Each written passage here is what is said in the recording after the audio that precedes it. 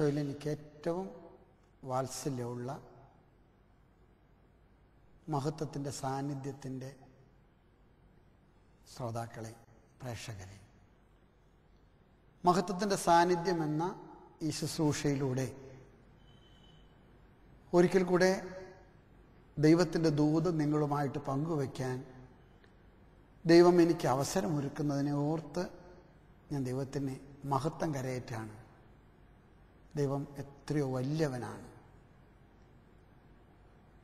ബലഹീനരായ ശുശ്രൂഷകരെ ഉപയോഗിച്ച് ശക്തനായവൻ വലിയ കാര്യങ്ങൾ നമ്മളിലൂടെ ചെയ്യുന്നതിനെ ഓർത്ത് ദൈവത്തിൻ്റെ നാമത്തിന് മഹത്വം ഉണ്ടാകട്ടെ. സ്നേഹമുള്ളവരെ, ഇന്നത്തെ ശുശ്രൂഷ സമാരംഭിക്കുന്നതിന് മുൻപ് നമുക്കൊന്ന് ചേർന്ന് പരിശുദ്ധാത്മാവിൻ്റെ വരദാനങ്ങൾക്ക് വേണ്ടി നമ്മളെ സമർപ്പിക്കാം.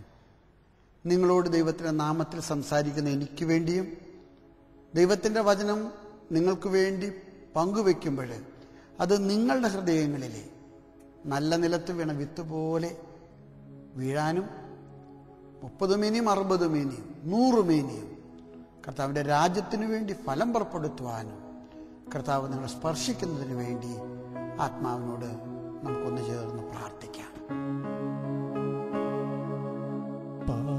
പാവനാത്മാവേ എന്നിൽ നിറയണമേ, പാവനരൂപിയേ എന്നിൽ പടരണമേ, പാവനാത്മാവേ എന്നിൽ നിറയണമേ, പാവനരൂപിയേ എന്നിൽ പടരണമേ.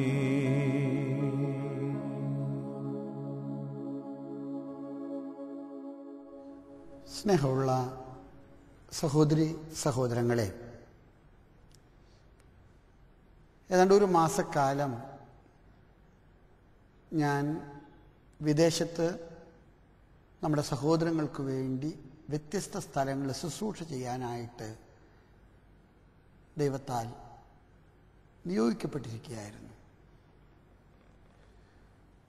ഞാൻ ഇറ്റലിയിലെ എൻ്റെ ശുശ്രൂഷകൾക്ക് ശേഷം മടങ്ങി വരുമ്പോൾ ദുബായിൽ വെച്ചിട്ട് ജീസസ് യൂത്തുമായി ബന്ധപ്പെട്ട ചില കാര്യങ്ങളെ സംബന്ധിച്ച് ചർച്ച ചെയ്യുന്ന വളരെ സുപ്രധാനമായിട്ടുള്ള ഒരു സമ്മേളനത്തിൽ സംബന്ധിക്കാനായിട്ട് ദൈവം ഇടവരുത്തി. ഞങ്ങൾ ലോകത്തിൻ്റെ നാനാഭാഗങ്ങളിൽ നിന്നുമായിട്ട് 20ഓളം മെത്രാന്മാരെ ദുബായിൽ സമ്മേളിച്ചിട്ടുണ്ടായിരുന്നു. പരിശുദ്ധ സിംഹാസനത്തിൻ്റെ പ്രതിനിധി എന്ന നിലയിൽ മുംബൈയിലെ മുൻ കർദിനാൾ മെത്രാപ്പൊലിത്തയായിരുന്ന ഐവാൻ കാർഡിനൽ ഡയസ് ഈ സമ്മേളനത്തിൽ ആത്യന്തം സംബന്ധിച്ചിട്ടുണ്ടായിരുന്നു. ഈ സമ്മേളനം ചർച്ച ചെയ്യപ്പെട്ട ഏറ്റവും പ്രധാനപ്പെട്ട പ്രമേയം ഒറ്റ വാക്കിൽ പറഞ്ഞാൽ to be rooted in Christ and to be winged for the kingdom of God. കർത്താവിൽ വേരുപാക, ദൈവരാജ്യത്തിനു വേണ്ടി ചിറക് വിരിക്കുക. ഈ വിഷയത്തെക്കുറിച്ചുള്ള ചർച്ച എന്നിലെ നൽകിയ ഒരു പുതിയ ഉൾക്കാഴ്ച. അതേക്കുറിച്ച് നിങ്ങളോട് സംസാരിക്കാനാണ് ഞാൻ ഈ ശുശ്രൂഷ വേള ഉപയോഗിക്കുന്നത്. കരിസ്മാറ്റിക് പ്രസ്ഥാനത്തിലെ പങ്കുചേരാൻ ഇടയായ യുവജനങ്ങൾ ഒന്നിച്ചു ചേർന്ന് നടത്തിയ വലിയൊരു മുന്നേറ്റമാണ് ജീസസ് യൂത്ത്. ഈ ജീസസ് യൂത്ത് മുന്നേറ്റം മുന്നോട്ട് വയ്ക്കുന്ന ഒരു ചിന്ത അതെന്നെ വല്ലാതെ സ്പർശിച്ചു. കരിസ്മാറ്റിക് പ്രസ്ഥാനം ഒരു നവീകരണ പ്രസ്ഥാനമാണ്. മാനസാന്തരത്തിലേക്ക്, പുതുക്കിപ്പണിയിലേക്ക് നിങ്ങളെയും എന്നെയൊക്കെ ക്ഷണിക്കുന്ന ഒരു നവീകരണ പ്രസ്ഥാനമായിട്ടാണ് കരിസ്മാറ്റിക് പ്രസ്ഥാനം സഭയിൽ ആരംഭിച്ചത്. എന്നാൽ ജീസസ് യൂത്ത് ഈ 25 വർഷങ്ങൾക്ക് ശേഷം ചിന്തിക്കുന്നത് എന്താണെന്നറിയാമോ? ഇതൊരു നവീകരണ പ്രസ്ഥാനം മാത്രമായിട്ട് നിന്നാൽ പോരാ. ഇത് ഒരു ദൈവരാജ പടുത്തുയർത്തലിന്റെ പ്രസ്ഥാനമായിട്ട് തീർക്കപ്പെടണം. ഞാൻ അതിന് ഉപയോഗിക്കുന്ന ഒരു ആംഗ്ലേയ പദമുണ്ട്. Charismatic movement has to become an evangelical movement. നവീകരണ പ്രസ്ഥാനം ഒരു സുവിശേഷവൽക്കരണ മുന്നേറ്റമായിട്ട് പരിവർത്തനപ്പെടുത്തേണ്ട ഒരു കാലഘട്ടം. പ്രത്യേകിച്ച് ദൈവവിളികൾ കുറയുന്നു. സമർപ്പിത ജീവിതത്തിലേക്കുള്ള വിളികളുടെ എണ്ണം വളരെ വിരളമാകുന്നു. മാത്രമല്ല, സഭയ്ക്ക് കടന്നു ചെല്ലാൻ പറ്റാത്ത മേഖലകളുടെ വൈപുല്യം ഇന്ന് വർദ്ധിതമാണ്. ഇങ്ങനെയുള്ള മേഖലകളിലെ ഒരുപക്ഷെ അൽമായരുടെ സാന്നിധ്യവും സഹകരണവും സഭയെ പടുത്തുയർത്തുന്ന വലിയ ശുശ്രൂഷയിലെ നിസ്തുലമായ സംഭാവനകൾക്ക് കാരണമാകുന്നു. ഞാൻ ഒരു കൊച്ചുദാഹരണം അവിടെ പങ്കുവെച്ചത് നിങ്ങളുമായിട്ട് പങ്കുവെക്കുകയാണ്. ഞങ്ങളുടെ സമ്മേളന അവസരത്തിലെ ഗോഹട്ടിയിലെ മെത്രാനായിട്ട് ദീർഘകാലം ശുശ്രൂഷ ചെയ്ത തോമസ് മേനംപറമ്പിൽ മെത്രാപ്പൊലീത്ത ഞങ്ങളോട് പങ്കുവെച്ചൊരു അനുഭവം. അദ്ദേഹം ഈ നോർത്ത് ഈസ്റ്റേൺ മേഖലയിലെ ആസാമുമായി ബന്ധപ്പെട്ട ഒരുപാട് പ്രേക്ഷിത വയലുകളിലെ ധാരാളം ശുശ്രൂഷ ചെയ്തിട്ടുള്ള അനുഭവ സമ്പന്നനായിട്ടുള്ള ഒരു വ്യക്തിത്വമാണ്. പക്ഷെ അദ്ദേഹം പറയുകയാണ്, ഹിമാലയ സാനുക്കളിൽ സ്ഥിതി ചെയ്യുന്ന ഭൂട്ടാനിലെ ഒരു മിഷണറിക്കും കടന്നു ചെല്ലാൻ വകുപ്പില്ല. തണുത്തുറഞ്ഞ മഞ്ഞിൻ്റെ അകത്തുള്ള ഈ രാഷ്ട്രം, നിങ്ങൾക്കറിയാം, അത് ഒരു ബുദ്ധിസ്റ്റ് കൺട്രിയാണ്. അവിടെ രാജഭരണമാണ്. പക്ഷെ സത്യത്തിൽ അവിടുത്തെ രാജാവ് ഒരു നാമമാത്ര ഭരണാധികാരിയാണ്. അവിടുത്തെ ഭരണം മുഴുവൻ ബുദ്ധമത സന്യാസികളുടെ കരങ്ങളിലാണ്. അവിടുത്തെ ഭരണം മുഴുവൻ മതാത്മകമാണ്. മറ്റു മതങ്ങൾക്കൊന്നും തന്നെ അവിടെ പ്രവേശനം അനുവദിക്കുകയില്ല. കുട്ടികൾക്ക് വിദ്യാഭ്യാസം നൽകാൻ സാധ്യതകളില്ല. പക്ഷേ മിഷണറിമാരവിടെ വിദ്യാഭ്യാസം നൽകാൻ അവർ സമ്മതിക്കുകയില്ല. അവിടുത്തെ ആരോഗ്യ പരിചരണം വളരെ മോശമാണ്. പക്ഷേ ക്രൈസ്തവ മിഷണറിമാരെ ആരോഗ്യ പരിചരണ രംഗത്ത് വരാൻ അവർക്ക് ഇഷ്ടമല്ല. മിഷണറിമാർക്ക് ഒരിക്കലും തുറവിയില്ലാത്ത ഒരു കുഞ്ഞു രാജ്യം. തോമസ് മേനംപറമ്പിൽ പിതാവ് ഈ സാഹചര്യം മനസ്സിലാക്കിയിട്ട് ജീസസ് യൂത്തിലെ കുറെ മുന്നണി പ്രവർത്തകരോട് പറഞ്ഞു, നിങ്ങൾക്ക് എന്തുകൊണ്ട് ഭൂട്ടാനിലേക്ക് പോയിക്കൂടാ? അവരെ അത് വെല്ലുവിളിയായിട്ട് ഏറ്റെടുത്തു. ഭൂട്ടാനിലേക്ക് ധാരാളം എഞ്ചിനീയർമാരെ വേണം, ഭൂട്ടാനിലേക്ക് ധാരാളം ഡോക്ടർമാരെ വേണം, ഭൂട്ടാനിലേക്ക് ധാരാളം ടീച്ചർമാരെ വേണം, ഭൂട്ടാനിലേക്ക് ധാരാളം സാങ്കേതിക വിദഗ്ധരെ വേണം. അതിനൊക്കെ ധാരാളം തൊഴിൽ സാധ്യതകളുണ്ട്.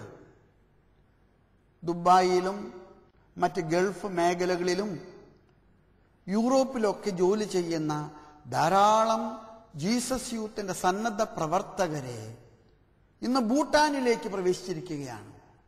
അവർ ഭൂട്ടാനിന്റെ പടുത്തുയർത്തൽ പ്രക്രിയയ്ക്ക് വേണ്ടി അഹോരാത്രം ആത്മാർത്ഥതയോടും സത്യസന്ധതയോടും കൂടെ പണിയെടുക്കുകയാണ്.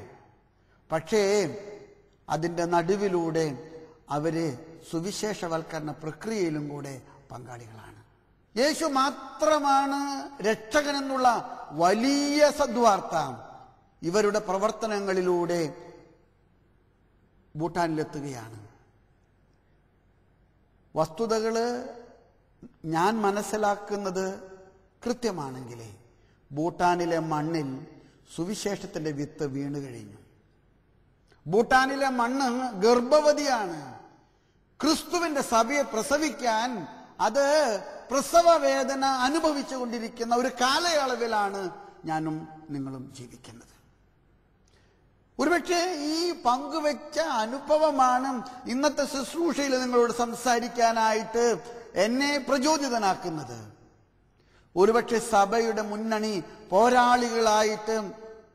നമ്മിൽ പലരും സുവിശേഷ വേലയ്ക്ക് വേണ്ടി ഇറങ്ങേണ്ട സമയം സംജാതമായെന്ന് എനിക്ക് തോന്നുന്നു.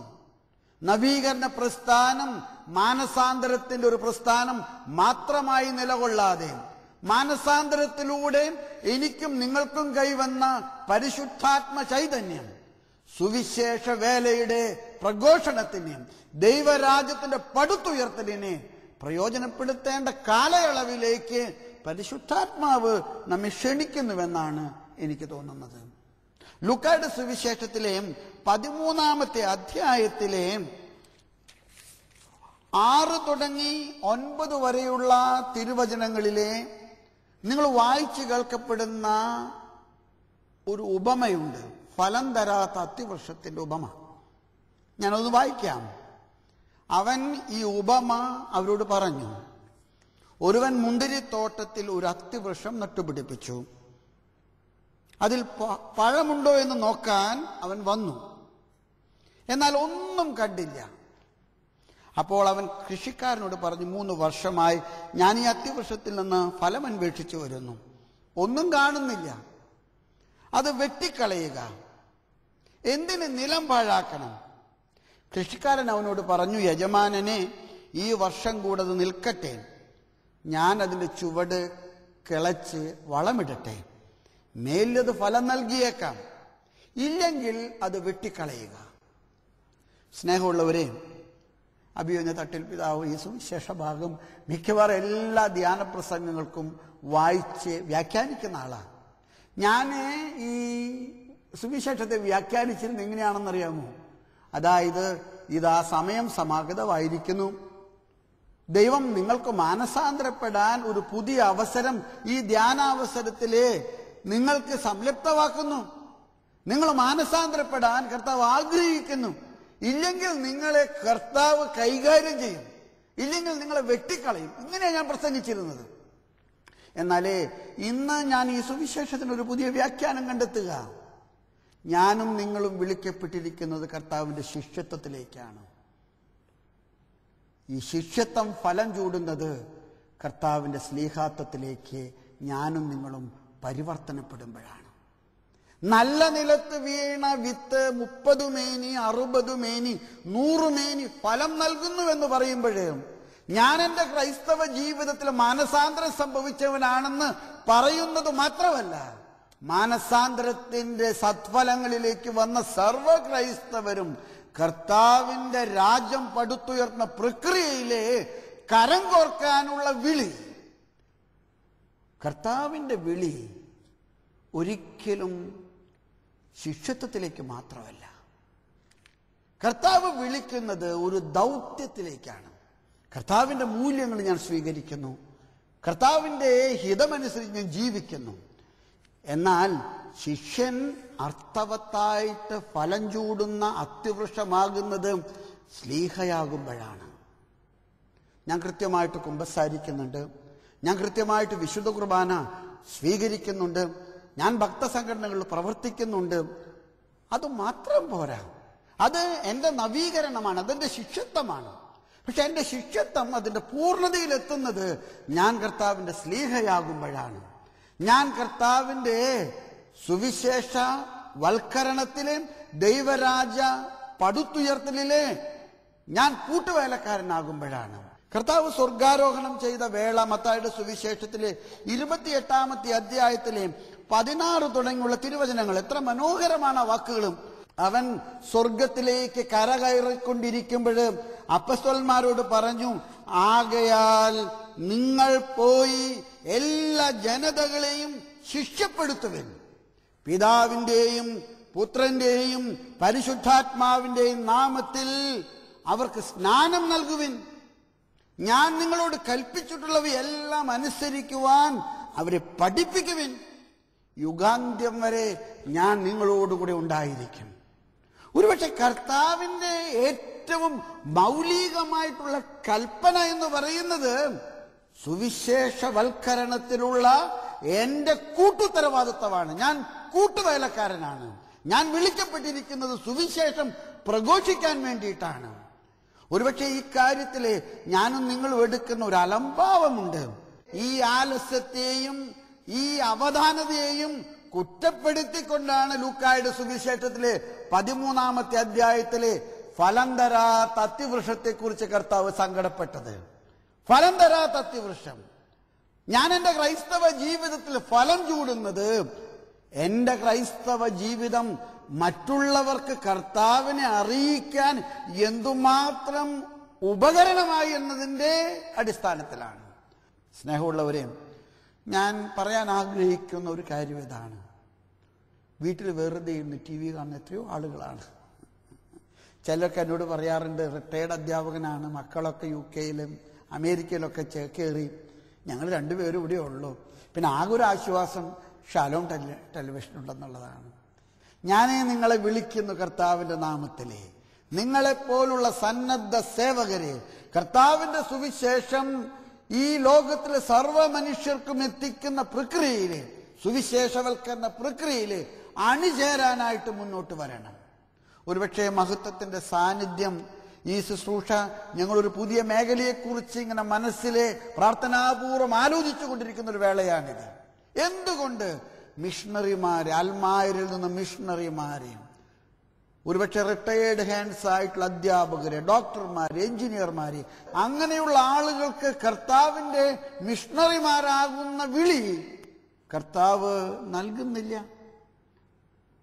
ഒരുപക്ഷെ ദൈവം വളരെ വൈകി വിളിച്ച അബ്രഹാമിനെ പോലെ എന്നെയും നിങ്ങളെ വിളിക്കുന്നുണ്ടെന്നാണ് എനിക്ക് തോന്നുന്നത്. എൻ്റെ പഠനം കഴിഞ്ഞപ്പോൾ എനിക്ക് 23 വയസ്സാണ്. ഞാൻ ജോലിയിൽ ഒരു 25 വയസ്സിലേക്ക് കയറുന്നുള്ളൂ. നഴ്സായിട്ടുള്ളവരുണ്ട്, എഞ്ചിനീയർ ആയിട്ടുള്ളവരുണ്ട്, BEd കഴിഞ്ഞവരുണ്ട്. 2 വർഷം കർത്താവിന്റെ സുവിശേഷത്തിന് വേല ചെയ്യാനായിട്ട് സമർപ്പിക്കുന്നത് വഴി അവർ ജീവിതത്തിൽ വലിയ കാഴ്ചപ്പാടുകൾ ഉള്ളവരായിട്ട് തീരുകയാണ്. വലിയ കാഴ്ചപ്പാടുള്ളവരായിട്ട് തീരുകയാണ്. നമ്മളുടെ കുഞ്ഞുങ്ങളുടെ ഇടയിലെ, നമ്മുടെ കൗമാരക്കാരുടെ ഇടയിലെ, നമ്മുടെ യുവജനങ്ങളുടെ ഇടയിലെ അവിടെയൊക്കെ പ്രവർത്തിക്കാനുള്ള സാധ്യതകൾ ഇന്ന് വളരെ വലുതാണ്. നമ്മുടെ തകർന്നടിഞ്ഞ കുടുംബങ്ങള്, വഴി വേർപിരിയാനായിട്ട് വക്കത്ത് നിൽക്കുന്ന കുടുംബങ്ങളെ എന്തുകൊണ്ട് കൈകൊടുത്തുയർത്തുന്നതിലെ കർത്താവിന്റെ കരങ്ങളിലെ ഉപകരണങ്ങളായിക്കൂടാ? സ്നേഹമുള്ളവരെ, ഞാൻ ഈ ദൂത് അവസാനിപ്പിക്കുന്നതിന് മുൻപ് ഒറ്റ കാര്യം മാത്രമേ എനിക്കിവിടെ പറയാൻ ആഗ്രഹമുള്ളൂ. കർത്താവ് മർക്കോസിന്റെ സുവിശേഷത്തിലെ 3-ാമത്തെ അധ്യായത്തിലെ 13 തുടങ്ങിയുള്ള തിരുവചനത്തിൽ ശിഷ്യന്മാരെ വിളിക്കുന്നുണ്ട്. ശിഷ്യന്മാരെ വിളിക്കുന്നുണ്ട്. എന്തിനാ ശിഷ്യന്മാരെ വിളിക്കുന്നത്? തന്നോടുകൂടി ആയിരിക്കാനും തൻ്റെ ജനത്തിനു വേണ്ടി തൻ്റെ ദൗത്യം അറിയിക്കാനായിട്ട് അയക്കുന്നതിന് വേണ്ടിയും. കർത്താവിനോട് കൂടി ആയിരിക്കുന്നത് കർത്താവിൻ്റെ ദൗത്യം ജനങ്ങളുടെ നടുവിലെ കർത്താവിന് വേണ്ടി തുടരുന്നതിന് വേണ്ടിയിട്ടാണ്. ഇത് അപ്പസ്തോലന്മാർക്ക് മാത്രം കിട്ടിയിട്ടുള്ള ഒരു വിളിയല്ല. ഇത് കർത്താവ് വിളിച്ച സർവർക്കും ലഭിച്ചിട്ടുള്ള വിളിയാണ്. കർത്താവിന്റെ ശിഷ്യത്വത്തിലേക്ക് വിളിക്കപ്പെട്ട സർവർക്കും കർത്താവിന്റെ സുവിശേഷത്തിന്റെ സ്നേഹന്മാരാകാനുള്ള വിളി ലഭിച്ചിട്ടുണ്ട്. അതുകൊണ്ട് പ്രിയമുള്ളവരെ, ഇന്ന് ഈ ദൂത് കേട്ടിട്ട് രാത്രിയിൽ പ്രാർത്ഥനയ്ക്ക് ഇരിക്കുന്നവരെ, വെറുതെ മനസ്സിലെ ഈ കാര്യങ്ങളെക്കുറിച്ച് ചിന്തിക്കണം. കർത്താവ് നിങ്ങളെ വിളിക്കുന്നു. കർത്താവ് നിങ്ങളുടെ ശുശ്രൂഷകളിലൂടെ ദൈവരാജ്യത്തിന് പുതിയ ചക്രവാളങ്ങൾ സൃഷ്ടിക്കാനായിട്ട് നിങ്ങളെ വിളിക്കുന്നു. നിങ്ങളും ഞാനും കർത്താവിൻ്റെ യാത്രയ്ക്ക് വേണ്ടി കർത്താവ് ഒരുക്കിയ കഴുതകളാണെന്ന് തിരിച്ചറിയുക. ഓശാന പ്രദർശനം ആരംഭിക്കുന്നതിന് മുൻപ് കർത്താവ് ശിഷ്യന്മാരോട് പറയുന്ന വാക്കുകൾ ശ്രദ്ധേയമാണ്. നിങ്ങൾ മുന്നോട്ട് പോകുമ്പോൾ ഒരു വീടിന്റെ മുറ്റത്ത് ഒരു കഴുതയെയും കഴുതക്കുട്ടിയെയും കെട്ടിയിരിക്കുന്നത് കാണും. ആരും കയറിയിട്ട് ചേർത്ത കഴുതക്കുട്ടി, നിങ്ങളതിനെ അഴിക്കുക. അതിൻ്റെ ഉടമസ്ഥൻ വന്നിട്ട് ചോദിക്കുന്ന ഒരു ചോദ്യമുണ്ട്, എൻ്റെ സ്വകാര്യമായ ഈ സമ്പത്ത് എന്തുകൊണ്ട് നിങ്ങൾ എൻ്റെ വീടിന്റെ മുറ്റത്ത് നിന്ന് അഴിച്ചു കൊണ്ടുപോകുന്നു? മറുപടി പറയണം, കർത്താവിന് അതിനെ കൊണ്ട് ആവശ്യമുണ്ട്. സ്നേഹമുള്ളവരെ, കർത്താവിന് എന്നെ കൊണ്ട് ആവശ്യമുണ്ട്. കർത്താവിന്റെ രാജ്യം പടുത്തുയർത്തുന്ന വേലയ്ക്ക് കർത്താവിന് എന്നെ കൊണ്ട് ആവശ്യമുണ്ട്. ഇന്ന് കർത്താവ് ജനഹൃദയങ്ങളിലേക്ക് പ്രവേശിക്കാൻ, പണ്ട് ജെറൂസലേമിലേക്ക് രാജകീയമായിട്ട് പ്രവേശിച്ചതുപോലെ ഈ സാഹചര്യങ്ങളുടെ ഒക്കെ നടുവില് ജനഹൃദയങ്ങളിലേക്ക് പ്രവേശിക്കാൻ എൻ്റെ കഴുത കർത്താവിന് വിട്ടുകൊടുക്കാൻ ഞാൻ സന്നദ്ധൻ. എൻ്റെ സമ്പത്താകാം, എൻ്റെ സാധ്യതകളാകാം, എൻ്റെ സൗകര്യങ്ങളാകാം, എൻ്റെ കഴിവുകളാകാം, ഇതെല്ലാം കർത്താവിന് ഈ ലോകത്തിലെ എഴുന്നള്ളാൻ, ജനങ്ങളിലേക്ക് എത്തിച്ചേരാൻ എനിക്കും നിങ്ങൾക്കും വിട്ടുകൊടുക്കാം. അങ്ങനെ ദൈവരാജ്യത്തിന്റെ പ്രഘോഷകരാകുന്ന ഒരു എവാഞ്ചലിക്കൽ കമ്മ്യൂണിറ്റി, ഒരു സുവിശേഷദായകമായ സമൂഹമായിട്ട് നമുക്ക് തീരാനായിട്ട് ദൈവത്തോട് നമ്മൾ പ്രാർത്ഥിക്കണം.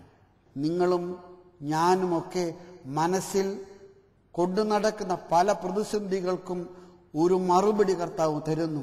നീ എൻ്റെ സുവിശേഷം പ്രചരിപ്പിക്കുന്നതിലെ എന്നയ്ക്ക് ഉപകരണമാകുന്നുവെങ്കിലും എൻ്റെ ദൈവരാജ പ്രവേശനത്തിന്, ജെറുസലേം പ്രവേശനത്തിൽ കഴുത സഹകാരിയായതുപോലെ നീ സഹകരിക്കുകയാണെങ്കിൽ ദൈവം നിന്നെ ഉയർത്തും, ദൈവം നിന്നെ വാഴ്ത്തും, ദൈവം നിന്റെ സർവ്വ പ്രതിസന്ധികൾക്കും മറുപടി പറയാൻ ദൈവം ഇടയാക്കും. ദൈവം നിങ്ങളെയും നിങ്ങളുടെ കുഞ്ഞുങ്ങളെയും നിങ്ങളുടെ കുടുംബങ്ങളെയും അനുഗ്രഹിക്കാൻ കാരണമാകട്ടെ. ഈ ശുശ്രൂഷ കാണുന്ന നിങ്ങൾക്കൊക്കെ ഞങ്ങൾ ഹൃദയപൂർവ്വം നന്ദി പറഞ്ഞുകൊണ്ട് നിങ്ങൾക്ക് പ്രാർത്ഥനയുടെ എല്ലാ ആശംസകളും നേർന്നുകൊണ്ട് ഞാൻ നിർത്തുന്നു. ദൈവം നിങ്ങളെ അനുഗ്രഹിക്കട്ടെ. നിത്യസ്നേഹത്താൽ എന്നെ സ്നേഹിച്ചു, നിത്യസ്നേഹത്താൽ എന്നെ സ്നേഹിച്ചു. ഇതാ ദൈവം ഭൂമിയിൽ വന്നു, മർത്യനു മന്നയായി തീർന്നു. ഇതാ ദൈവം സ്വർഗത്തിൽ നിന്നും ഭൂവിന്നു ഭോജ്യമായി വന്നു. ഈയപ്പം ഭക്ഷിപ്പോരെന്നും ജീവിക്കും, ഈയപ്പം ദൈവത്തിൻ ദാനമല്ലയോ. ഈയപ്പം ഭക്ഷിപ്പോരിൽ ദൈവം ജീവിക്കും, ഇതു ദൈവപുത്രന്റെ ദേഹമല്ലയോ. വിശുദ്ധിയിൽ മഹത്വപൂർണനായ ദൈവം തന്നെ തന്നെ ശൂന്യനാക്കി തിരുവോസ്തിരൂപനായി നമ്മുടെ മധ്യേ കടന്നു വന്നിരിക്കുകയാണ്. നമ്മുടെ സ്നേഹപിതാവ് റാഫേൽ തട്ടിൽ പിതാവിലൂടെ ദൈവത്തിന്റെ പരിശുദ്ധാത്മാവ് നമ്മോട് സംസാരിക്കുകയായിരുന്നു. വളരെ ആനന്ദത്തോടെ, വലിയ വിശ്വാസത്തോടെ ദിവ്യകാരുണ്യ ഈശോയുടെ മുൻപിൽ മുട്ടുകുത്തി നിങ്ങൾ പ്രാർത്ഥിക്കുക. ഈ സമയം സ്വർഗം നമ്മുടെ ഭവനങ്ങളിലേക്ക് ഇറങ്ങി വന്നിരിക്കുകയാണ്. നമ്മളായിരിക്കുന്ന ജീവിതത്തിന്റെ എല്ലാ മേഖലകളെയും കർത്താവിന് സമർപ്പിച്ച് പ്രാർത്ഥിക്കുക. പലവിധ രോഗാവസ്ഥകളിൽ രോഗികളായി കഴിയുന്ന മക്കളിലേക്ക് ഇതാ സൗഖ്യശക്തിയായി കർത്താവ് കടന്നു വരുന്നു, അഭിഷേകമായി കർത്താവ് കടന്നു വരുന്നു. ഇത് അത്ഭുതത്തിന്റെ സമയമാണ്. കർത്താവ് നമുക്ക് വേണ്ടി പ്രവർത്തിക്കുന്ന വിടുതലിന്റെ മണിക്കൂറുകളാണ്. വിശ്വസിച്ച് പ്രാർത്ഥിക്കേ. വിശ്വസിച്ചാൽ നീ ദൈവത്തിന്റെ മഹത്വം ദർശിക്കും. യേശു മർത്തയെ നോക്കിക്കൊണ്ട് പറഞ്ഞു, നമുക്ക് പറയാം, കർത്താവേ ഞാനിതാ വിശ്വസിക്കുന്നു, ഞാനിതാ വിശ്വസിക്കുന്നു. ഇരുകരങ്ങളും ഈശോയുടെ മുൻപിലേക്ക് യാചനാപൂർവ്വം നീട്ടിപ്പിടിച്ച് വലിയ ദാഹത്തോടെ വിശ്വാസത്തോടെ യേശുവിന്റെ നാമത്തെ വിളിച്ച് പ്രാർത്ഥിക്കേ. ഇതാ ഒരുപാട് കുടുംബങ്ങളെ കർത്താവ് അനുഗ്രഹിച്ചു കൊണ്ടിരിക്കുന്നു. നാളുകളായി വേദനിച്ചും വിഷമിച്ചും തകർന്നും ഭാരപ്പെട്ടിരിക്കുന്ന കുടുംബങ്ങളിലുള്ള എല്ലാ ബന്ധനത്തിന് കെട്ടുകളെ ഇതാ യേശു തകർത്തുകൊണ്ടിരിക്കുന്നു. Hallelujah, hallelujah. അത്ഭുതത്തിന്റെ ദൈവമേ, അത്ഭുതത്തിന്റെ രാജാവേ, കരം നീട്ടണമേ, കുടുംബങ്ങളെ അനുഗ്രഹിക്കണമേ. ഇരുകരങ്ങൾ ഈശോയുടെ മുൻപിൽ ഉയർത്തിപ്പിടിച്ച് യേശുവിനെ വിളിച്ച്, വിശ്വാസത്തോടെ യേശുവിനെ വിളിച്ച്, അന്ധനായ ബർത്തിമേയുസ് യേശുവിനെ വിളിച്ചതുപോലെ വിളിച്ചു പ്രാർത്ഥിക്കും മക്കളെ. Hallelujah, hallelujah, hallelujah. യേശുവേ രക്ഷകാ, കർത്താവേ നാഥനേ, യേശുവേ രക്ഷകാ, കർത്താവേ നാഥനേ. സ്വർഗം പ്രവർത്തിക്കുന്ന സമയമാണ്. വലിയ അത്ഭുതങ്ങൾ സംഭവിച്ചുകൊണ്ടിരിക്കുക, വലിയ സൗഖ്യങ്ങൾ വെളിപ്പെട്ടുകൊണ്ടിരിക്കുക, അടയാളങ്ങളുടെ വചനം സ്ഥിരീകരിക്കപ്പെട്ടുകൊണ്ടിരിക്കുക. Hallelujah, hallelujah, hallelujah. യേശുവേ അനുഗ്രഹിക്കണമേ, യേശുവേ സൗഖ്യമാക്കണമേ, യേശുവേ ശക്തീകരിക്കണമേ, യേശുവേ അഭിഷേകം ചെയ്യണമേ. Hallelujah, hallelujah, hallelujah. ആരാധന, ആരാധന, ആരാധന. ദൈവവചനത്താലും പരിശുദ്ധാത്മാവിനാലും ഞങ്ങൾ ഓരോരുത്തരെയും അഭിഷേകം ചെയ്യണമേ. പിതാവേ നന്ദി, യേശുവേ നന്ദി, പരിശുദ്ധാത്മാവേ നന്ദി. ആരാധന, ആരാധന, ആരാധന. നമ്മുടെ വിശ്വാസം ഒരു തൊട്ടാവാടി വിശ്വാസമായി മാറരുത്. ദൈവം ഒരു പ്രവൃത്തി ചെയ്യുമ്പോൾ അതിന്റെ പുറകിൽ ദൈവത്തിന്